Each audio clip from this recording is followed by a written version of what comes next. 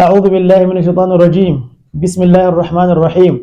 والصلاة والسلام على أشرف المرسلين نبينا محمد وعلى آله وصحبه أجمعين، وبعد. السلام عليكم ورحمة الله وبركاته. muna ƙara yabo da godiya ga Allah madaukakin sarki mai kowa mai komai wanda ya sake haɗa mu da ku yan uwa masu kallo da sauraro a wannan gidan talabishin na Al-Madina Foundation for Da'awa and Ta'lim. Idan ba manta ba, a ci gaban sharhin littafin Shatibiyya da harshen mu na Hausa mai albarka, muna cikin babul idgham al-harfain al-mutaqaribain fi kalma wa fi kalmatain. Wato babi ne wanda ya shafi wato tattaunawa akan yin idghamin harufa biyu idan suka haɗu, idan suka kusanci da juna, wato a cikin kalma ɗaya da kuma a cikin kalma biyu. Wannan kamar yadda muka sani babi ne na Imam wato Abu Shu'aib Salih ibn Ziyad as-Susi, wato ma'ana Imam as-Susi rahimahullahu ta'ala an Abi Abd al-Basri. Idan ba manta ba, mun tsaya ƙarshen baiti na 155. Yau za mu tashi baiti na 156 a cikin wannan matani na Shatibiyya domin bayyana abin da kirawoyin Alƙur'ani mai girma wato suke kunshe da shi. Allah saka ma malamin da alkhairi, mu kuma fahimtar da mu ya sama daidai. Malai yake cewa wa fi man yasha'u ba yu'adhibu haythuma ata mudghamun fadri al-usul li ta'sula wala yamna'u al-idgham idh huwa 'aridun imalataka al-awrari wan-nari athqala wa ashmim warum fi ghayri ba'in wa mimiha ma'a al-ba'i aw mimin wa kun muta'ammila wa idgham harfin qablahu sahha sakinun 'asirun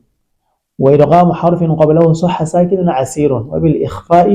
طبق مفصلة خذ العفو وأمر ثم من بعد ظلمه وفي المهد ثم الخلد والعلم فاشمولا. معنى وين بيتك سوني كما هكا مرفضان حالي الله ونجي قال أسمع دي ما لم يكتوى وفي من يشاء با يعذب حيثما أتى مدغم فدر الأصول لتأصله وتو أتكم من يشاء ba wanda yu'adhibu to ana shigar da ita a cikin man yasha'u, wato kamar ce yu'adhibu man yasha sai a ce yu'adhim man yasha da riwayar Susi. Wurare nawa zuwa a cikin Alƙur'ani? Ya zo wurare guda 5 a cikin Alƙur'ani mai girma. Akwai wuri na 6, amma shi wuri na 6 din wato al-Imam Susi da wayanda ke tare da shi a wannan kira'ar daure bawon suke yi, to shi yasa wato bai zama cikin al-idghamul kabir ba, sai dai a kira shi matsayin wato al-idghamus saghir, saboda an daura harafi kamar wanda ke cikin suratul baqara inda Allah ke cewa lillahi ma fi samawati wa ma fi wa intu ma fi anfusikum aw tukhfu yuhasibukum bihi Allah fa yaghfiru liman yasha wa yu'adhibu man fa yaghfiru liman yasha fa yaghfir liman yasha wa yu'adhib man yasha. Wannan babin tun da daure babin da yake yi a wannan riwayar ana kiransa wato al-idgham as-saghir. To maganar da ke akwai da za mu ci cewa wurare guda 5 inda bawon din yu'adhibu ta so gabanin man yasha, wurare 5 ne kamar da na ambata, wanda dai Imam Susi baya daure bawon, don haka bawon tana nan da rafa'atta sai ga mimun ta biyo bayan ta, don haka za a shigar da ita a cikin ta kai tsaye sai ya kasance idghamul kabir. Na mu cewa wuri guda 5. Wuri na farko a cikin suratu Ala Imran. Suratu Ala Imran idan muka duba ta 129. Allah tabaraka ta'ala yana cewa walillahi ma fis samawati wa ma fil ard yaghfiru liman yasha wa yu'adhibu man yasha wallahu ghafurur rahim. Zai ce yaghfir liman yasha wa yu'adhib man yasha wallahu ghafurur rahim. Sai mu dunguma sai cikin suratul Ma'ida. Idan muka duba Ma'ida aya ta 40 daidai, gabanin ta 40 aya ta 18 kafin mu ji aya ta 40. Allah yake cewa wa qalatil yahud wan nasara nahnu abna'u Allah wa ahibba'uhu قل فلم يعذبكم بذنوبكم بل أنتم بشر ممن خلق يغفر لمن يشاء ويعذب من يشاء نما سيسي يغفر لمن يشاء ويعذب من يشاء shine wuri na biyu. Wuri na uku hannu cikin ma'ida aya ta 40 inda Allah ke cewa alam ta'lam anna Allah lahu mulku samawati wal ard yu'adhibu man yasha wa yaghfiru liman yasha wallahu ala kulli shay'in qadir. To shi zai ce ne wato yawan su kenan ألم تعلم أن الله له ملك السماوات والأرض يعذب من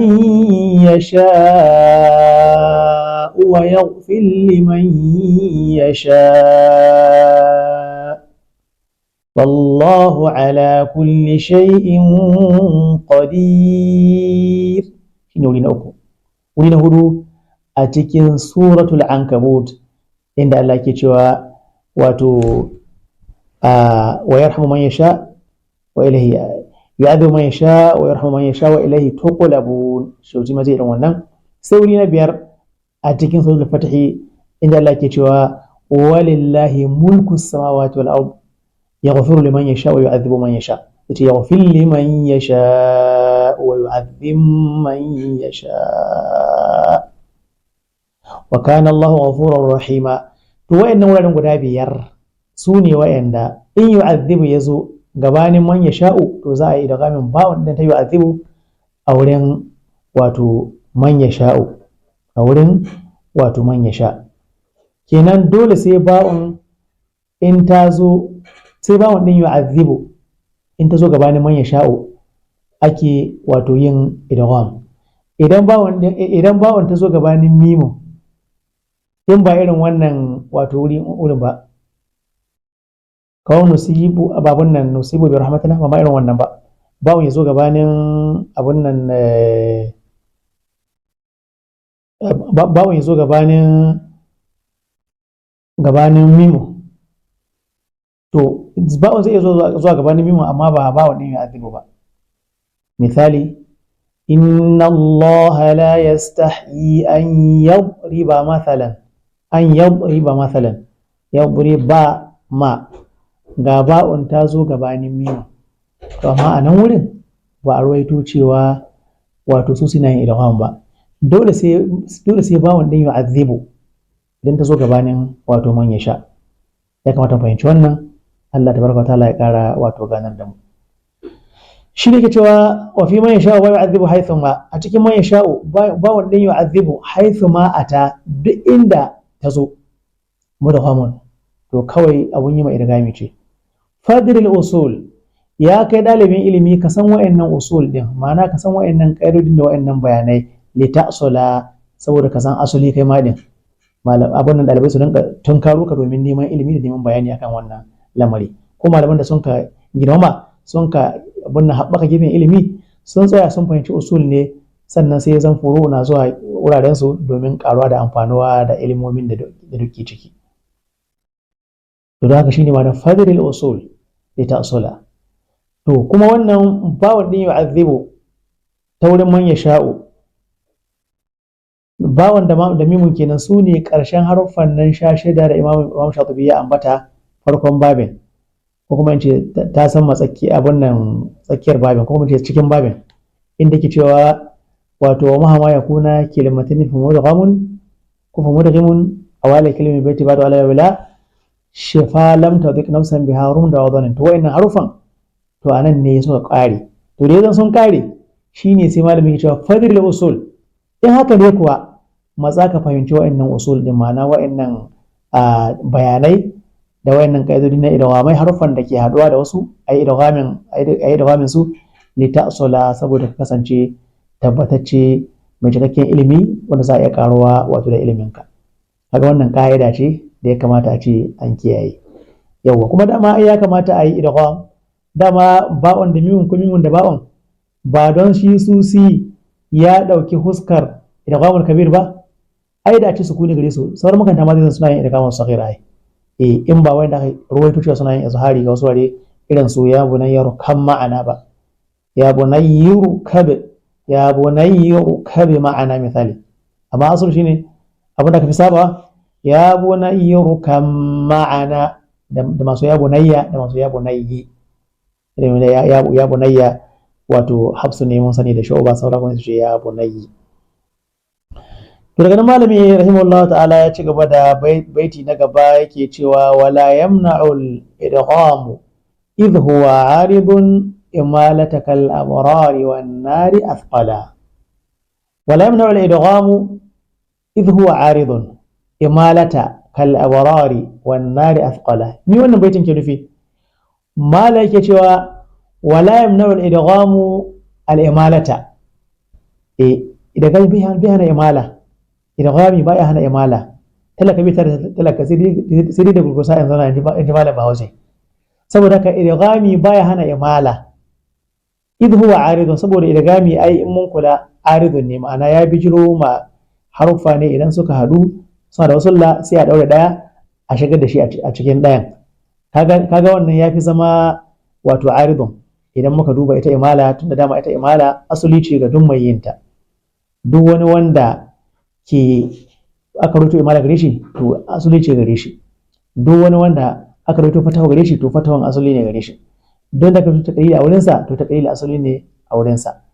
amma me ya kawo wannan bayanin ne me ya kawo wannan bayanin da wannan ka'ida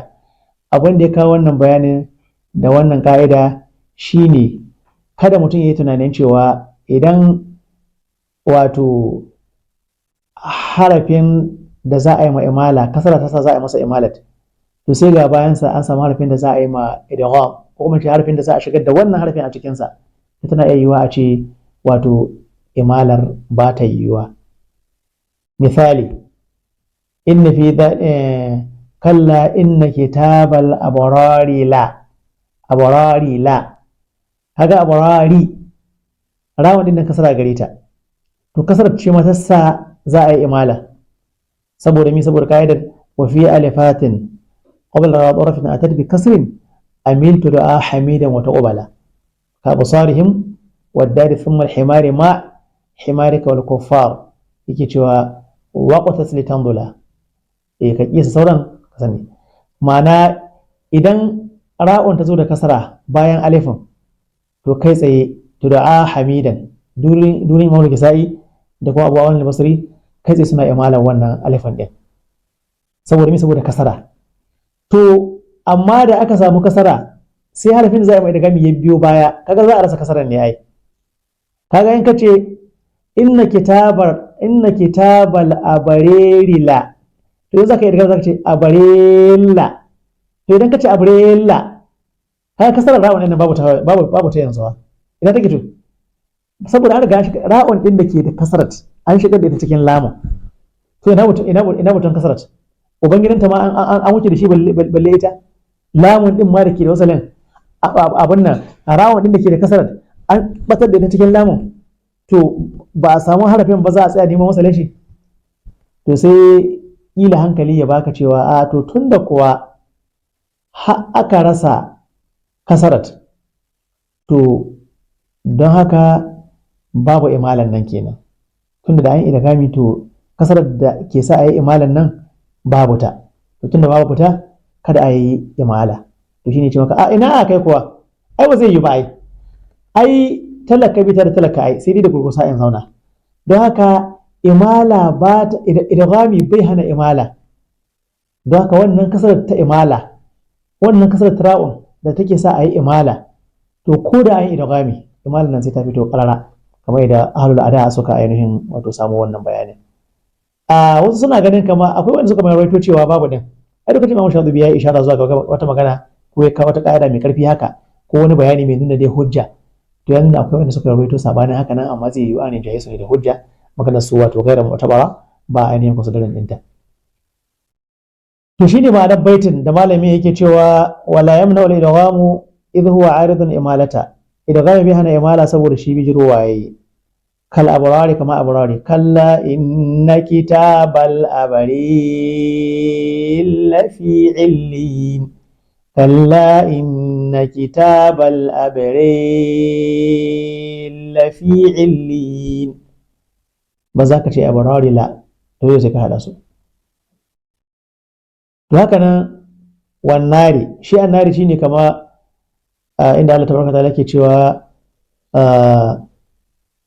inna fi khalqis samawati wal ardi wa ikhtilafil layli wan nahari la'ayatin alladhina yadhkuruna Allaha qiyaman wa qu'udan wa 'ala junubihim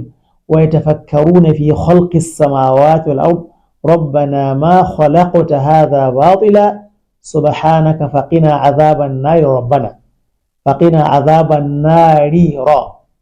kaga nari ra'un mai kasara bayan alif ta madda kaga imala ta tabbata ga duk masu yin ta su tudura hamidan wato abu amr da durin kisa'i to amma kuma sai ga lamun can gaba ga ra'un can gaba to tun daga ra'un ai ka san idgami kuma ya tabbata da sosai to idgamin na hana imalat a'a kowannen su ai ba shi haƙƙin sa shine ma'anar wala yamna'u al-idghamu idh huwa aridun imalata idgami bi hana imala saboda shi idgami bi jirwa yayi saboda haka shi kalabrari wannan athqala kama abun nan abrari din da kuma annari don haka athqala sai ya kasance wurin za a yi shi da tafqil ma'ana da nauyi irin na idgham to na so yadda babin amma kuma ana nuna mini ishara cewa lokaci yayi don haka yan waku dan biyo mu ba da dadewa ba za ku samu cikon wato wannan babin Allah ya ƙara ganar da mu subhanakallahumma wa bihamdika ashhadu an la ilaha illa anta astaghfiruka wa atubu ilayk wa assalamu alaikum wa rahmatullahi wa barakatuh